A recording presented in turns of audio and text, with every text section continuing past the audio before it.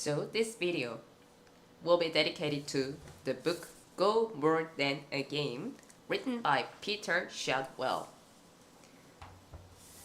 Okay, he says he wants to introduce how to use this book. This book is a unique introduction to the world of Go Baduk. Not only does it use the new, easy method of the capturing game in a very special way, but it also goes further into the technique, history, and mystique of the game than any other beginner's book. For these reasons, the method of getting maximum benefit from it are also different. Go More Than a Game is not a short book of instructions and lists that is merely a preliminary to buying your next Go book. Instead, by using a game-oriented approach, it is meant to be a companion for the entire beginning of your Go career. Naturally and gradually, the size of the board is increased from the 999 small board to the full-size 1919 board as you grow in your perception and skill. By the end of the book, you will have become well acquainted with the basics that underlie Go playing. Understanding the two major rules of Go takes only a few minutes. The more you learn, however, the more you will discover the richness and profundity of the many patterns and concepts important to the game. Please keep in mind, though, that memorization is not needed. In fact, trying to memorize patterns and concepts as a beginner is counterproductive in Baduk. Instead, look at the book until you reach a point where you can follow it and then just play a few games. This can be done with friends, with computer programs, or on the internet. Information about these opportunities can be found in the back of the book. After you have tried playing a little, go back to the book, advance a little further, and then play some more. Or even better, play all the time and look at the book only when you get a chance. In a very short amount of time, with Baduk's unique handicap system, you'll be able to play exciting games with anyone in the world on even terms. Another unique feature of this book is a series of essays that explore the highlights of the game's incredible 2,500, 4,000-year-old history. You will learn why it has fascinated so many millions of people with so many beliefs for so many different reasons. The result will be that, besides being able to play, you'll be able to talk intelligently about the game with anyone else in the world. In other words, don't study Baduk with this book. Use it as a friend as you begin to explore the wondrous diversity of this most ancient and modern pastime. Peter Shadwell.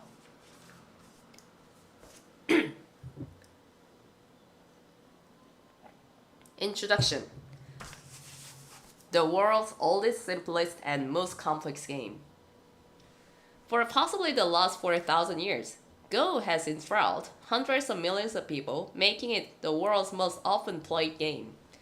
Baduk has offered all these people not just the fun and the thrills of competition, but most have often thought of it as an enhancement to their mental, artistic, and even spiritual lives. What is Go? Go Baduk Wei Chi is a game played on a 999 board. One player takes black stones and the other takes white stones from balls or boxes, and they put them down in turns on the intersections. As the stones accumulate, they begin to form groups, and it is with these groups that the game is played. The object is to control the most area on the board, but the result is that they end up also surrounding and sometimes trying to capture each other. There are only two basic rules that generate the principles of the game, and one can be playing in minutes on a small 9-9 board.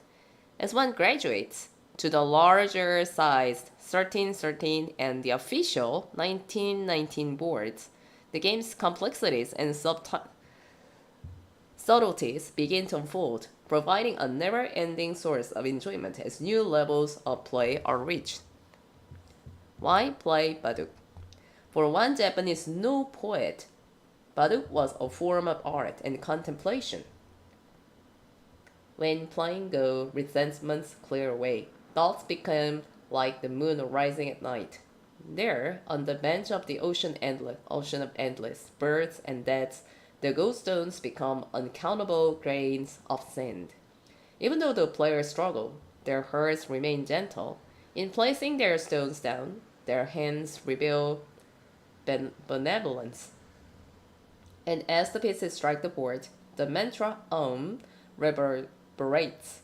Before their eyes rise the boundaries of life and death and the pattern of nirvana itself.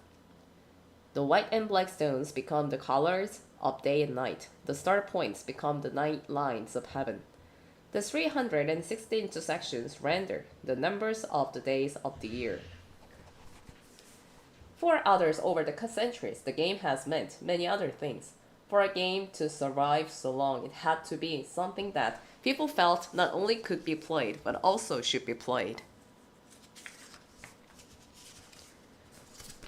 In early Chinese myth, Go was said to have been brought down from the heavens over 4,000 years ago by King Yao, who taught it to his human son, Danju, to enhance his mind.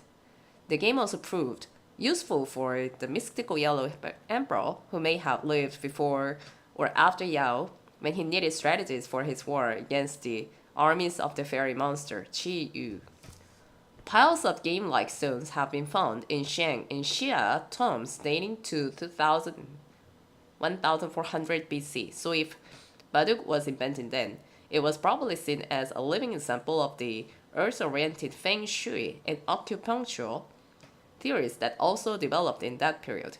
The play of the stones might have been seen as collecting and blocking the forces of qi energy as they coursed over the earth-shaped square board. On the other hand, if the sky-oriented players of the Zhou, spring and autumn and warring states periods, 1200 BC invented the game, they would have seen the board as a reflection of the heavens, with the stones as the sun, the moon, and the stars, while the play of the game represented the rhythmic changes of the seasons.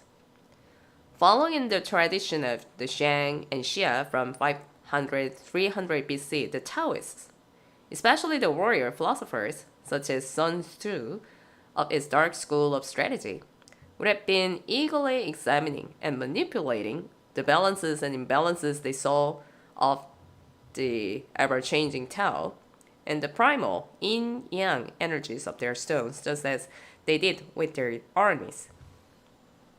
Their rivals, the civic-minded Confucians, 500 BC, 200 AD, complained that while Go looked like it might be something worthwhile to teach to one's children, it was really a seductive and immoral waste of time, where youngsters only learn how to gamble, play nasty Taoist tricks, and forget their parents. Similarly, for the only converts of Buddhism which came to China about 200 AD, it is more than likely that the game was regarded as it is today in Tibet. A dangerous distraction from one's spiritual duties. Yet, everyone kept playing, and by 1200 AD, spurred on by changes in the ideas of poetry as art, the production of Go books, the melding of the sky and earth-oriented varieties of feng shui, and the general blending of Taoism, Confucianism, and Buddhism, playing Go had become a virtue and a reflection of the greater powers of the universe. More than simply a lesson in the way of the Tao, the game became for the Confucians an expression of the One, and for the Buddhists a method to lift the 27 veils of ignorance that prevented mankind from learning the truths on the board and in life. But medieval times, the best players were described as walking in the light, and Go had joined music, calligraphy, and painting as one of the four great accomplishments that any cultured person would be expected to master. In Japan, beginning anywhere from 500 to 700 AD, the game was considered more of a mental martial art, and it came to be enjoyed by men, women, monks, samurai, and warlords. By about 1600 AD, it was considered so important by the Tokugawa shoguns that they began sponsoring a professional class of players in four competing, non-hereditary houses. For the next 250 years, this honored elite was paid to do nothing but study and improve the game. High-level Go continued to be played in China and Korea, but the quality of Japanese play that resulted from their research and competitions changed the game forever. Modern Go. After the fall of these traditional societies in the late 19th and early 20th centuries, it looked like Baduk would disappear along with the rest of the old order. But then unexpected events began to happen in Japan. Young members of the growing capitalistic forces began to see the strategic principles of the game in a new way. Along with the principles of the dark school of Taoism and its 36 strategies, they found that the lessons of Go perfectly embodied the wisdom of modern business practices, both in and out of the office. Japanese executives learned to look at the national and international corporate worlds as Go boards and design many of their strategies accordingly. For example, one invented stones in certain areas but avoided wasting them where their opponents were strong. One should try to win, but that had to involve allowing the opponent to win something too, because all out fights might destroy both competitors. Go professionals were hired to quicken the wits of office workers, while newspapers slowly realized that the idea of the Go columns, champions, tournaments, and clever hype could turn millions of readers into avid fans who bought more newspapers. As a result, within the first few decades of the 20th century, while the Japanese retained their heavily spiritual attitude about the game, Go in Japan became what could only be called one of the world's first mass market sports.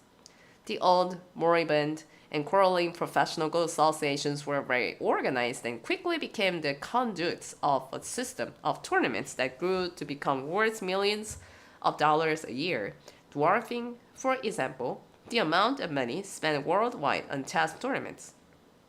Meanwhile, across the seas in China and Korea, Go had been slumbering, but it suddenly awoke in the 1960s and 70s. There, too, the game suddenly became a mass sport, but for different reasons than in Japan. It had always been recognized for its benefits for children's education and for its strategic value in the business and political communities, but nationalistic pride became a new factor as young champions began winning big international tournaments, making them wealthy, famous, and much emulated. And curiously, although the fervor for Go in Japan had dissipated somewhat, a recent resurgence was sparked by the mega hit comic book and animation TV series called Hikaru no Go. Suddenly, once again, thousands of Japanese children are playing this ancient game. In the West, too, Go is no longer regarded as the mysterious and obscure activity that it seemed to be 30 or 40 years ago. Beginning in the 1970s with the publication of the international thriller Shibumi by Trebanian, which has sold over 2 million copies, and the translation of Nobel Prize winner Yasunari Kawabata's The Master of Go, the game started to reach a wider audience that culminated with its appearance in the recent movie mega hits Pi and A Beautiful Mind. Trebanian inspired a whole generation as his philosophical warrior. Hero lyrically linked the playing of good Go to the lifelong pursuit of the Japanese idea of Shibumi, the ability to exercise authority without domination, and to know the exquisite refinement that can lay beneath mundane appearances. The Master of Go and A Beautiful Mind demonstrated how Go can be a powerful metaphor for conflict and resolution, while Pi emphasized how the game's spiritual qualities attached to its complexity. The result today is that many in the burgeoning computer generation have embraced the game. They have found its principles an ideal game that reflects the world they see themselves as living in, unsolvable and unlimited by size or direction. And related to this development, one of the newest reasons to introduce yourself to Go is that suddenly, instead of the 10 or 20 or hundreds of Go players available to play at your club or association, There are thousands and thousands of new people to meet, talk with, and play against on internet game sites all over the world. Concurrent with the popular interest spurred by Internet Go have been some scientific developments. Since the days of Leibniz in the 17th century, Go has fascinated Western scientists, but recently there have been some important new associations. In mathematics, fighting multi-groups in Go games led to significant advances in combinational mathematics and the invention of surreal numbers. It also led to the endgame solving temperature graphs of low-ranked theoreticians that have beaten the best analysis of the highest ranked professionals, but for only the last point or so. As for the rest of the game, it's almost infinite. Complexity has defied computer programmers' attempts to memory crunch the game as they have done so successfully in chess. Low-ranked amateurs can beat any program, and the situation is unlikely to change much in the foreseeable future. It would take more than a lifetime to play a program that plays Go the way Big Blue, Fritz, and Deep Jr. play chess. A chess champion who aided in the development of Deep Blue recently commented that computers have changed the way championship chess is won because all the top players must now employ them to study complex combinations.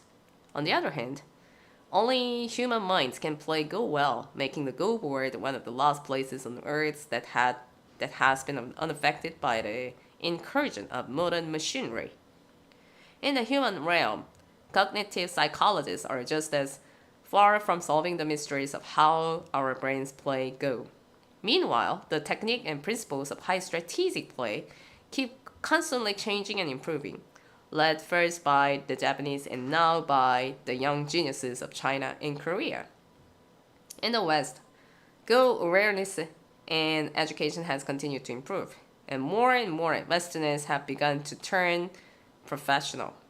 As you learn to play the game, you'll see why there is no end in sight as to where developments in Go might lead. Who knows?